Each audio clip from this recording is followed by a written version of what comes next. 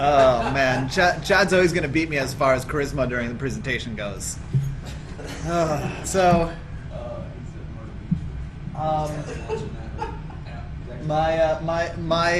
This is going to be a pretty short tech talk today. It's just me and Chad going head to head against each other, WordPress versus Drupal. So WordPress is 50 times better than Drupal because statistics show there's 50 times more instances of WordPress on the internet than Drupal. So why Drupal sucks? Drupal only has 11,000 modules and about 1,200 themes. WordPress has 16,000 plugins and almost 1,500 themes on their repositories. Of course, there's more in private for sale type things. This is just open source numbers. WordPress by the numbers. There's over 56,500,000 WordPress sites online right now. There's 291 million unique visitors to WordPress sites every month on the internet. And WordPress sites serve over 2.5 billion pages every month. So it's massive. There's a lot of people using it, and I like to think in general that the more people use it, the better it is. Like Internet Explorer? Yeah, like Internet Explorer, exactly. So, who uses WordPress? All these fabulous companies use WordPress, as well as Skookum. Now, who uses Drupal? Java.net. AOL. Hillary Clinton. And Greenpeace. So, the Drupal admin is just so ugly. Look at it. It's like the things aren't spaced nice. I know this is an older version of, this is like Drupal 6 or something like that. But, I mean, the UI leaves much to be desired. And there's Drupal 7. It's just kind of wonky. Look at that compared to the WordPress admin, and I snuck a little picture of Chad in WordPress on there. So here's some of my top Drupal gripes. Drupal stores almost everything in the database, including template files. That's not the views that generate the templates, but we're talking about like the actual template code stores it in the database. And then there's this thing called a watchdog table. One time I had to move a Drupal site from one server to the other. The watchdog table is just logs, and it never clears it out unless you actually clear it out. And this watchdog table was almost a gigabyte of just logs, and it was probably from template errors or installation errors from the theme that Chad installed. Drupal is freaking hard to use and has a high learning curve. You can't just set a client free on a Drupal site that you give them. You've got to train them on how to do it. You got to show them what things go where and how the taxonomies relate to the ornithology and everything like that. So, like I was talking to Berman joking earlier about how a client will send a Word document to us so that we can put the content into their Drupal installation when they have access to it because it's so hard to use. Number 3, Drupal's code and design is crappy. Everything is just spaghetti code. There's hardly any object-oriented stuff in there at all. If you look at the actual Drupal source code, it's all just spaghetti code.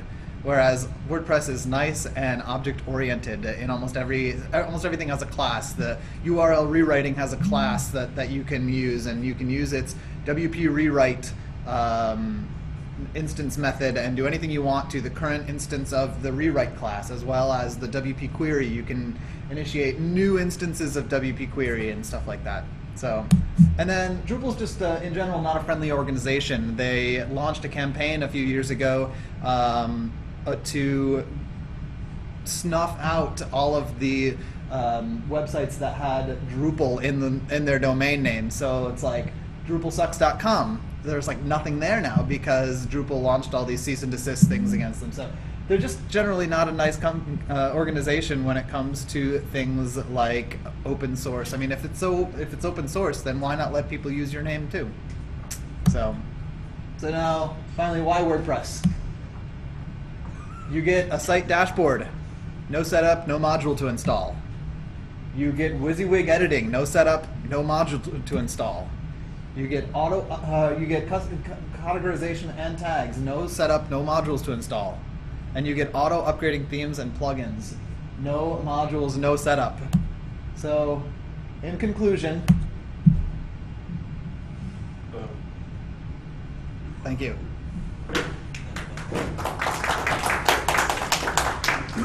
Whew. Wow. I feel like Mark should have a hype man going. Well, we'll do it at the end. I think Voting at the end? Yeah, voting at the end. Oh. you guys got the round. Taking myself through. I'm just hanging out.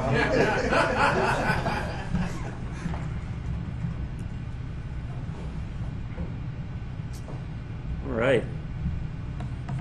Should we add some music to your presentation? I thought about adding sound effects with each transition, but yeah. All right. Yeah. Why Drupal's 51 times better than WordPress. Editing your presentation on the fly is not I did look over Mark's shoulder this morning. I saw his title slide, so I had to change that.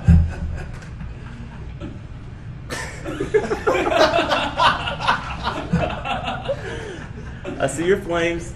I got particles. All right. Well, I'll start with the good about Drupal. You know, I will agree that the Drupal 6 backend is a little daunting. And that's just because you could do more with it. I mean, the initial view that you see of that backend is the administrator, super admin view. So you're not going to send a client in there to look at that. You're going to set up like a new role for them and just show them what they need to do. But looking at the new backend on Drupal 7, you see it's Ajax. It's like overlaid on top. It's hella fast. It's just snappy. It's just awesome because you can just integrate it with your custom front end theme, and then this overlays right on top. So they've made a lot of progress from Drupal 6 to Drupal 7. But I will admit, Drupal 6, the usability, left much to be desired.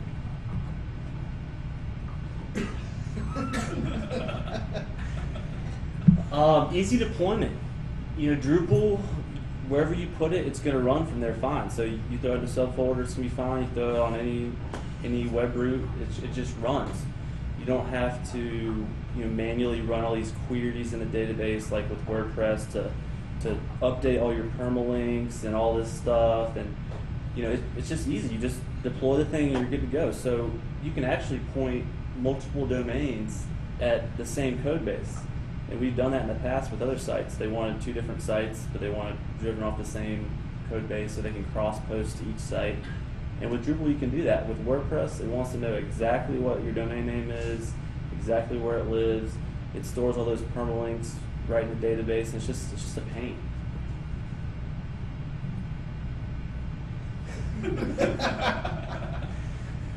Custom content types. This is what really makes Drupal shine. I mean, this is not a blogging system. This is a content management platform. So what you have here is you can actually set up custom content types. So you don't just have a page and a post. If you are creating a real estate site, you can create a content type called a listing. And that listing can have images, and those images can have links, descriptions, text. These things are nestable. You can drag and drop the ordering of them. It's not like WordPress where it's like, here's your WYSIWYG area, and then here's your custom fields, good luck. I mean, it's actually separated from the other things. And one of the best things about content management is you don't want the client in the WYSIWYG doing things, because everybody knows JavaScript-based WYSIWYGs, they're going to jack it up, they're going to miss a closing tag and ruin the whole site. So the best way to do that is to separate each piece of content into its own field. So here's a place where you upload the main image. Here's a place where you upload the auxiliary image. Here's a place where you put the description. And then we just pull out all that stuff out and apply the styles on the front end. So it's just perfect. They can't break anything. Oh, and the other thing too is with the custom content types, there's not just text, image, WYSIWYG. There's hundreds of different fields you can download, like geolocation type stuff, Modules. URL, you can phone numbers, like anything. So it's awesome. The other thing is called views. Now, the thing about Drupal is you do have to learn a little bit of terminology. There is a learning curve with it, but that's not necessarily a bad thing as a developer. I mean, everything has a learning curve. PHP, Ruby, anything. I mean, if it was easy to do, everybody would be doing it. But once you learn it, it's really, really powerful. So views, it allows you to display content in any kind of form you could ever imagine. It's not like WordPress where it's like, here's the archive page, or here's this where it just lists out the stuff. I mean, literally any kind of way you want to display or output content, you can do it here. So it's like an advanced query builder. You can build relationships, you can send arguments to the page. It integrates with the custom content types, so if you want to display a certain custom field that you created, it shows that. It's not like WordPress where you're hacking the excerpt view or the main post view. It's not hacking, it's like true content management. Another awesome thing is the granular user permissions. You can create unlimited roles. A role is a set of user permissions, and then you can apply those roles to all your users. So you can see, like, whenever you install a module, those modules have different permissions within that. So it's not just like, oh, let this user create this content. You can actually specifically specify which part of that content they can create through the user permissions. And this page you just scroll through, it's just a checkbox to click what permission they want, and they're good to go. And then the next thing, which is funny, we're talking about how Drupal doesn't cooperate with open source. The Drupal core is on GitHub, and Drupal recently just moved everything to Git. So all the modules, themes, everything, it's all Git based. And you can actually use Git submodules to create like this master repo. So you just do a Git pull, it updates the core, updates all your module stuff. Like, it's awesome. And I did not create that graphic. That's on github.com. So it's got street cred. All right. So what sucks about WordPress? Like I mentioned, it's just a clunky CMS. I mean, it's awesome for blogging. It's the standard for blogging. Don't get me wrong. That's why so many sites use it, because there's so many blogs out there. But it makes the assumption that your site's a blog. I mean, not all sites are blogs. I mean, there has to be, a content management platform that allows you to do other things than just blogging.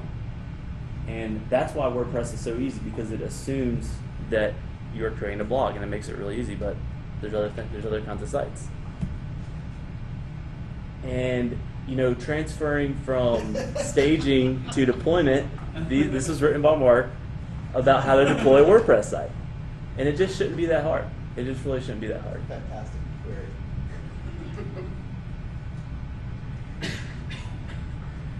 And Mark mentioned a little bit about the API, and yes, Drupal is not 100% object-oriented, but there's a reason for that. It's because it allows you to run on PHP 4 and PHP 5 hosts. I know that at this point, it's like 95% of the hosts are PHP 5, but that's the reason why. It's because it's not just doing it to be object-oriented just to say it's object-oriented. It's just not using all the features of it so it has maximum compatibility. And looking at WordPress, just the way that they do things, I mean, they have this thing called the loop. And some of you may be familiar with the loop. And WordPress kind of, the way they approach it is this trendy, like, awesome idea where, you put stuff in the loop and everything works, but it's just really kind of puzzling. I mean, even if you create a template file for an individual page, it has to be in the loop. But it's only showing it one time, so why are we wrapping everything in this big loop thing? And the way the loop works is once you put things in the loop, it sets a global variable so you know which post you're on. And so if you call anything outside the loop, it's not going to work. And so then say you want a function, you want to grab the content out. You know, I found a function called the content, which in turn calls get the content. And you know, you want to talk about spaghetti code. I guess there's weak points for both. And then you know we have the awesome function WP_query, which I like to call a SQL for simple folk. You know, like why are we're developers here? You know, we want to do things and you know get it done. Like why are we abstracting you know something like SQL with like this weird kind of syntax and just hiding everything? Like just give us access to it. And this by far, you know, everything else I could live with. But this by far is one of the worst things. I mean, custom fields. I mean, look how bad this is. You know, we have all these custom fields, which are basically just names of fields and then a text field. So we're putting an email here. We're putting a date manually. We have a set of images. We are literally putting the path to the image, separating it by commas. So if you want to change the ordering of that, I mean, do you really expect the client to go in there and copy and paste the image path and change like where it is? It's so clumsy. Like a date, I don't know. It just blows my mind. I mean, reordering, you can't reorder any of that stuff. Drupal gives you a nice image upload field. It gives you a nice date picker. Like that's not content management. That's hacking on a blog system. And then the last reason is Drupal can do anything WordPress can do. So why would you choose WordPress? WordPress can't even come close to the extensibility that Drupal can do. So why use it? You know, it might start out like a blog, but down the road, what if they want to add like new features? You're in a corner. They pay more money. So there's my case. So we're doing rebuttals? Go for it. Okay. I think I've already rebutted. All right. First, I want to address the content and get the content. Almost every single function that you can run on WordPress has two variants.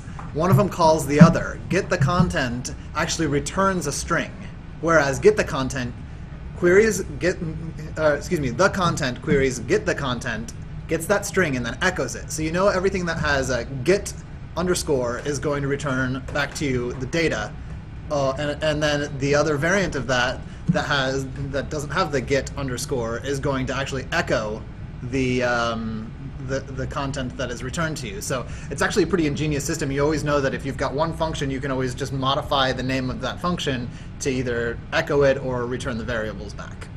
As a node object, just do print R on it. Let's see. I should have been taking notes. Dang. No, and the Chad's closing argument about Drupal's always can do everything that WordPress can do. Maybe they can, but it's a lot harder to get it up and running. And for clients that don't have anything that's going to change in the future, or it's just going to be a site that they want to have up there and get it done quick. WordPress is going to be a better option than Drupal because Drupal takes so much time to get it up and running and actually entering in all of that custom content and all the different things that you want to put into each page or type.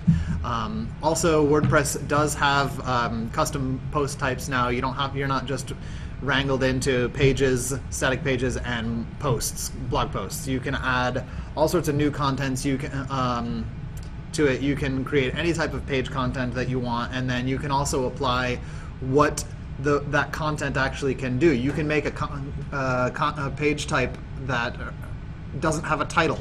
So when they go into the editor, they don't see a title. It's just a content field there. You can make it so that they don't have custom fields, and you can also make it so that custom fields are there by default and named and have WYSIWYGs and date pickers and color pickers. It's just not there by default. Thank you.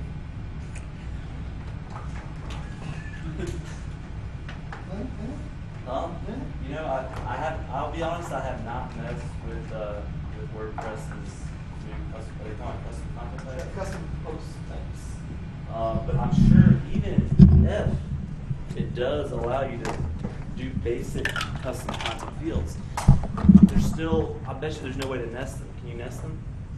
What do you mean by nest them? All right, say you have a person and then they have a book and then those books have pages. Those pages have an image, a description. So you have multiple books and then each book has multiple pages.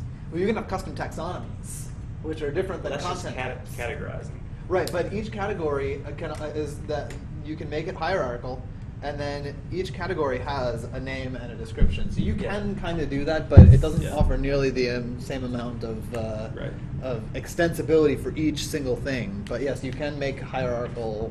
I think what Mark said though was spot on. If you want a basic site and you want to do it quickly, and you know that that's what they're going to need, then I think WordPress is better. I mean, you can certainly develop faster and get a basic site up quicker with WordPress. But if you're actually developing more of an application, or you think that they might want more in the future, then I think WordPress is limiting. Is there penetration issues like between the two, the limitations?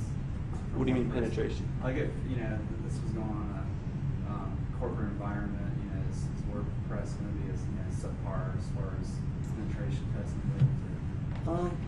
I think they both failed pen testing. Yeah, pretty much. Yeah, they've all got security issues, and that's just the nature of open source programming, that you know about the security issues. With closed source programming, there are issues. You just don't know that they exist until the hackers get there. They all need SSL for the admin login. None of them are going to pass by default, so Cool.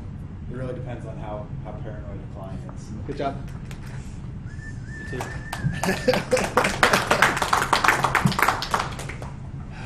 So we're supposed to vote on who we choose? I guess so. I guess. You want us to do it right in front of your do face? you want to count the votes? Should they One at a time. should Yeah, they yeah. walk out? Way to go, that sucks. Yeah. Alright, so wait, you're still recording.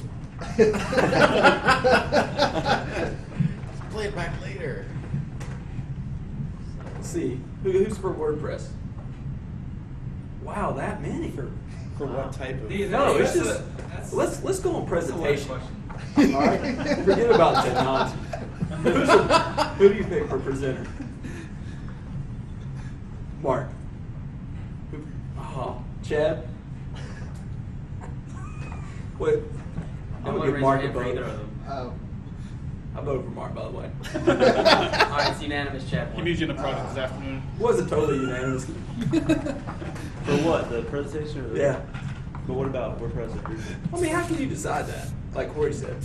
I decided, and I show you why you should decide. I think what you guys basically proved was one is blogging centric and fast, and the other one is application centric and... I guess it is true. There is no winner. We're all Or winners. there are no winners. We're all winners. Great job, guys. Yeah, it depends. So, why don't they just have a simple, easy, download and install Drupal setup that is WordPress? I mean, it can be WordPress,